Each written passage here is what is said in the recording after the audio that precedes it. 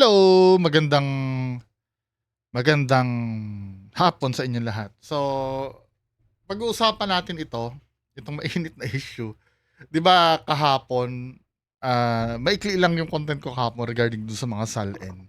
Then isa sa mga pinakakapansin-pansin na SALN doon ay yung kay Chis Escudero, 'di ba? So, ang SALN kasi ni Chis Escudero ay nasa 18 million lang or 19 million, almost 18.8 eh. Nakalagay dito. Makikita sa statement of assets, liabilities and net worth SALN ni Senator Francis Chis Escudero na isinapubliko ngayong Martes, October 28, na nasa 18.8 million ang kabuang net worth ng senador. Ayon sa SALN Escudero noong December 2024, ang 5 real properties na nakalista sa kanyang pangalan ay nakuha niya sa pamamagitan ng succession o pamana o pagmana habang walang liability sa pangalan niya. Samantalang matatandaan noong 2015 nang isinapubliko ang kanyang SALN, makikita na nasa 5.8 million lamang ang kanyang net worth. So dahil dito, nagkaroon ng parang haka-haka yung mga netizen. So nagbasa ako ng mga komentaryo ng iba. Kasi ito si Chis Escudero, isa ito sa mga di umano'y involved sa flood control, 'di ba? Merong mga nagsasabi at isa sa mga na question ay yung pagtanggap ng donasyon galing sa isang kontraktor ng eleksyon. 'Di ba? 'Yun ang dahilan kung bakit pinagpaliwanag siya sa COMELEC. I don't know ano ba yung naging resulta ng explanation niya na 'yon, wala na akong update eh. Pero isa siya doon sa nasangkot, 'di ba? At kamakailan lang nagbitiw bilang Senate President. So ito yung mga pahayag ng mga netizen. Unahin natin tong ito isa. Sabing ganon. Natawa ako dito eh. Sabing ganon netong isa. 18 million, someone's still playing the poorest senator BS. So isang Hermes bag lang niya, buong yaman mo, tapos afford mo yung paraiba. Make sense. Nag-isip ako, ano ba yung paraiba na yan? Mamaya ano ba ang basa dyan, paraiba ba o paraiba? Ginugel ko ito eh, kasi nung una hindi ko nagigets. So basahin natin yung iba. Sabi nito ni J.R. Santiago, "It is clear that releasing SALN is only the first step. Making sure they are accurate is a whole different story.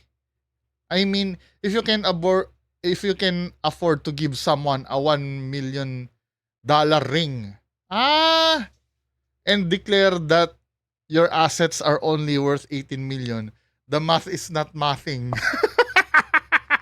Ginagago ulit tayo. Totoo nga naman, So, nung binasa ko, naintindihan ko yung paraiba o whatever anong basa doon, paraiba ba o paraiba. Ito pala yon. So, ang paraiba, paano ba basahin ito? Napaka-rare ito na tourmaline, yung paraiba tourmaline, a rare and valuable gemstone known for its electric blue-green to greenish-blue color. A rare and highly priced variety of tourmaline with unique neon or electric coloring. So, ano pala ito? Gem yung paraiba na yan, paraiba. 'Di ba? Paraiba tourmaline. So, ito yon yung niregalo niya kay Hart. Ano ba yon? Ito, may video nun eh. I don't know kung kailan to, no? Pero kung mapapanood mo. Happy birthday! Thank you!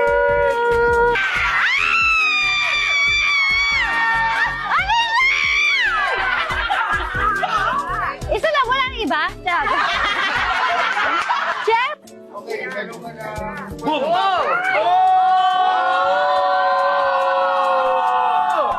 a Paraiba! Paraiba. Something blue! Yeah! Ganda! How? Ang ganda!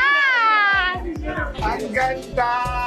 Oh! Oh, oh, oh. I love it because he never does this.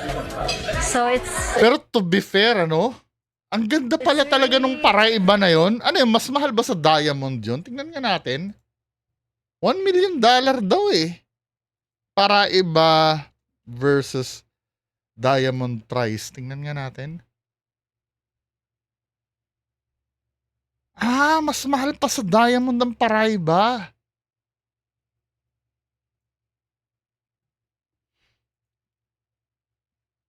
Grabe. $20,000 per karat. Tapos ang diamond ba ilan? 13,000 per karat. Ay, sobra talaga mahal nito. Akala ko dati diamond na yung pinakamahal. Paraiba pala. Panis itong itong aking bling-bling Paraiba. Grabe, no? Pero, to be fair naman, wag muna natin isipin yung pangungurakot. Pero, maganda naman talaga, oh. No? Over and beyond surprising that he would give you something like that. And I always wanted... Ulitin nga natin. Happy birthday! Thank you! Ano yan? Isa lang, walang iba? Chef? Ding,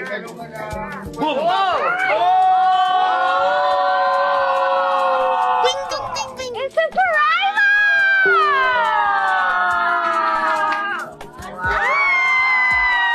Ganda! Something blue! Yeah! Ganda! $1 million, no? Paraiba. Kaya kabulshitan yung 18 million. Sabing gano'n, no? Now tell me, how does an 18 million man afford a 50 million ring? Sabi niyang gano'n. Hindi, ganito yan. Kailan ba ito? Kailan ba itong pagbibigay niya ng Paraiba? Let's say, baka 5 years ago. Medyo bata-bata pa si Hart eh. Baka yung SALN niya 5 years ago nasa 100 million. Pero hindi, sabi 5 million lang daw yung yung nakaraan eh. Kailan ba yon? Asan na ba yon yung ito dati as of 2015? Oo nga no, 5.8 million lang ang SALN niya nung then hindi baka ang pinaka diyan, ang pinaka maganda sometimes kasi yung kayabangan na nagpapahamak sa atin, 'Di ba? Ganyan din napahamak sila Diskaya eh. Sa pag-flex ng mga ganyan eh. Dapat kasi hinay-hinay lang eh. Paraiba. Hindi, sabihin niyo fake 'yun. Russian diamond kanyo. Para ma-justify nyo na hindi ganun. Sabi ni isa, naka-SPay later daw po kasi. Oo nga, bullshit nga, no? Bullshit nga, no? Di kasi alam nyo, katulad ng sinabi ko kahapon, o sinabi ko ba kahapon, yung mga salin kasi nito, mga men, pagdideklara lang ito ng syempre, kung ano yung kung ano yung yaman mo, yung legal na yaman mo. Kaya nga yung mga kickback sa flood control, nakikita nyo, mga cash na binibigay yun eh. Kailangan i-money lander mo muna yun bago mo i-declare ang yaman mo. Kasi talagang mako-question ka talaga pag nagkaroon ka. For example, nagkaroon ka ng kickback na 500 million, for example. Yung 500 million kasi na yun, hindi mo agad-agad pwedeng i-deposito sa ano mo, sa account mo. Siyempre mako-question ka, saan nanggaling yan? Nabayaran mo ba ng tax ng maayos yan? 'Di ba? Marami kasing ki-question nun eh. Pero hangga't hindi mo pa naipapasok sa account mo, yun, nandyan lang yung pera, may vault ka. 'Di ba sila Zaldico daw may vault sa bahay or bumibili ng condo unit para gawing vault yung mga kwarto. Kasi hindi talaga nila pwedeng i-deposito sa bangko yan eh. Pag dineposito sa bangko yan, magkakaroon ng paper trail. Kaya dito mo malalaman, dito pa lang syempre, sasabihin naman ng iba or mga supporter ni Chis Escudero, patunayan mo na sa korte, patunayan mo. Yung, for me, no, yung pagpapatunay kasi sa korte, na lang yun eh. Formality na lang yun eh, para talagang legal mong matawag na siya ay kriminal. Pero sometimes kasi, common sense na lang yung gagamitin mo eh, katulad nito oh. 'Di ba? Magde-declare ka ng 18 million na yaman mo. Tapos makaka-afford ka ng ganun. Ano 'yun? No, parang naman 'yun. No-brainer naman 'yun. Kung maniniwala ka na walang anomalya doon, or hindi, wag na natin sabing anomalya kung naniniwala kang wala siya dapat ipaliwanag doon sa nangyari na 'yon. May pagkatanga ka nun, 'di ba? Pero bigyan naman natin ng benefit of the doubt kung malulusot na niya sa paliwanag kung ba't siya naka-afford niyan. Pwede, no? Sasabihin niya, nag-ambagan yung mga kakilala ko. Basta, I don't care. Basta ipaliwanag niya yan, di ba? Pero, ang kahuli-hulihan, di ba, kahit na wag muna tayong magtawag ng magnanakaw. Sabihin na lang natin na may kailangan ipaliwanag si Chis Escudero dyan. Sa ganito. Di ba? Depende sa magiging palusot niya or sa ganda ng paliwanag niya. Kasi sometimes no, porkit alam nila na hindi puputok yung lihim nila, gagawin nila yan eh. Yung mga simpleng pag-flex na ganyan. Kaya talagang nakakapahamak talaga yan eh. Yung mga ganyang bagay. Kahit pa sabihin mong kaya ako, kung akong tatanungin nyo, pag may nagpapakilalang mayaman dyan, tapos panay flex na may ganito ka, may ganyan ka sa publiko, di ba? Naiintindihan ko kung halimbawa may community ka, no? For example, kami, no, may nasa toy collecting community ako. May isa akong club na sinasalihan. For example, dati member ako nung sa Star Wars eh. 'Di ba? Ngayon binenta ko na yung ibang toys ko eh.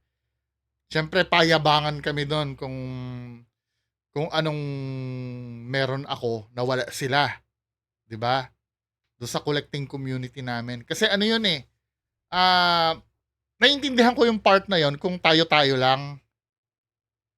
Dahil mga tayo lang nakakaintindi doon sa bagay na piniflex natin. For example, no, membro ako ng Lamborghini Club ng Pilipinas.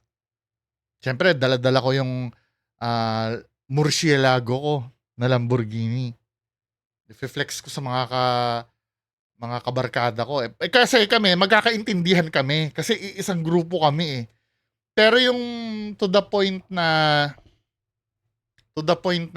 i-flex ko sa buong Pilipinas.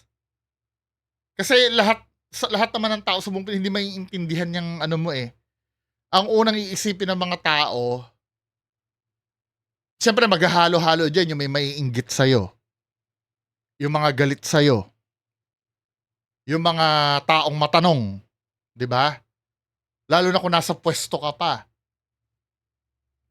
'di ba? Pagka finlex mo 'yon, sari-sari ang iisipin ng tao hanggang sa darating yung time, may expose ka, 'di ba? Kaya hindi talaga wise kahit kailan hindi wise mag-flex eh. Lalo na kung mga pinagfi-flexan mo, ang intention mo magpapuri lang, yung ma-recognize na astig-astig ka. Kaya kahit sino talagang kahit sino talagang mga matitinong mayaman na kilala ko, hindi ganyan eh. Kilala niyo si kasi nag-duty ako sa SM Marilao. Kung taga Marilao kayo, kasi Valenzuela ako, nahihiram ako sa SM Marilao. Yung Willie Villarica doon, kung kilala nyo, pucha, yun? Pagpupunta yun sa naka McLaren, naka Lamborghini, may Bentley pa nga yun eh. Na kotse si Willie Villarica. Kapatid yata yun nung nung may-ari ng Villarica Pawn Shop. Yun, galing naman sa legal yung nun. Pero, never ko siya narinig na nagyayabang.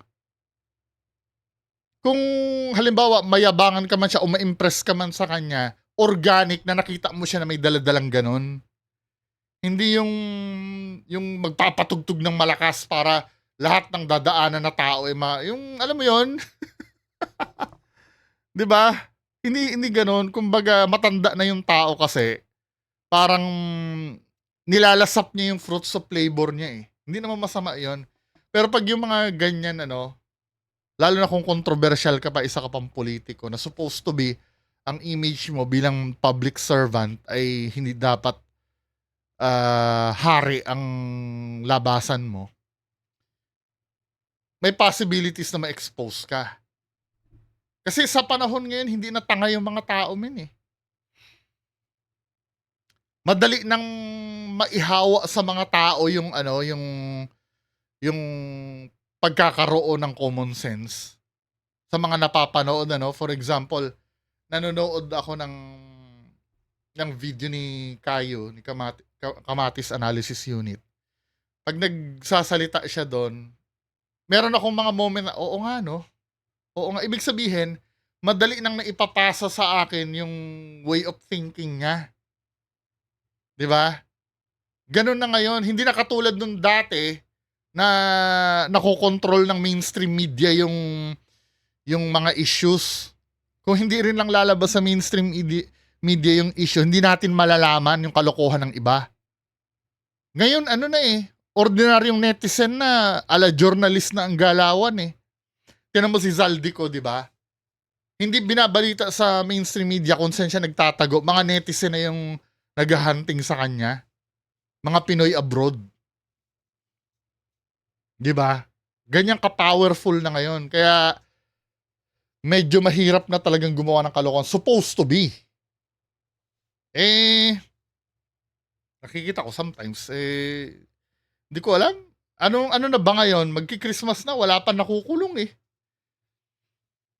May na-file na daw na kaso eh. Sino-sino yung mga na-file ng kaso?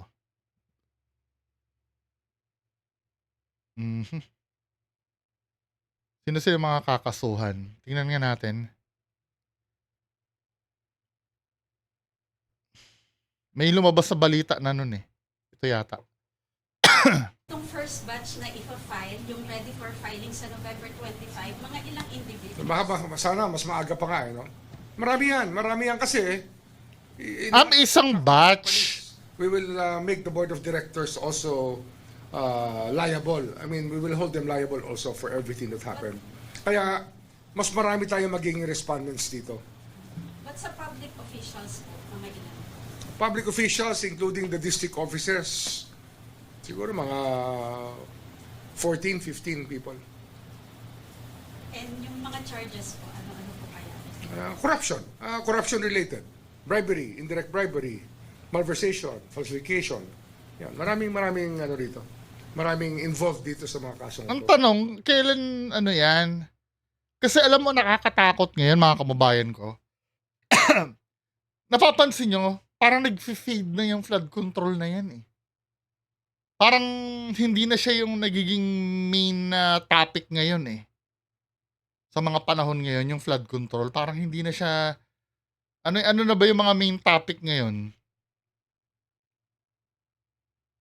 Parang nakakatakot na makalimutan na naman yan, ala Napoles, Jinggoy, Bong Revilla, Enrile dati. Kaya dapat talaga di ba ipa-public na daw yung live stream ng ng ICI? Dapat talaga i-public yun para hindi nakakalimutan ng tao eh. Yan yung sinasabi ko noon pa.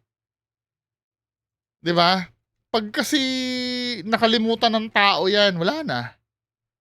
May bumagsak man na chismis, yung matindi-tinding chismis kahit sa isang artista, wala na yan. Ang gugustuhin na lang ng tao, marinig yung chismis na lang sa artista.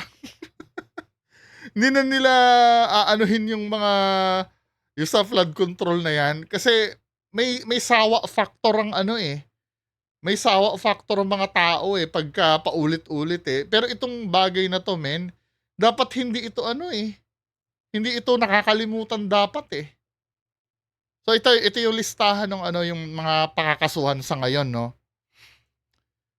Pinakakasuhan ng ICI, ex-DPWH Yusek Roberto Bernardo, Senator Joel Villanueva, naku, Senator Jose Jinggoy Estrada, ex-Representative Elizalde Saldico, COA Commissioner Mario Lipana, ex-Representative Mitch Kahayon Uy. Wala si Chis Escudero Wala si Chis Escudero ngayon. Tingnan natin ano ba mangyayari dito.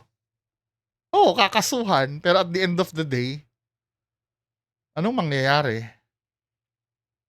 Hinahanap na si Romualdez, 'Di ba?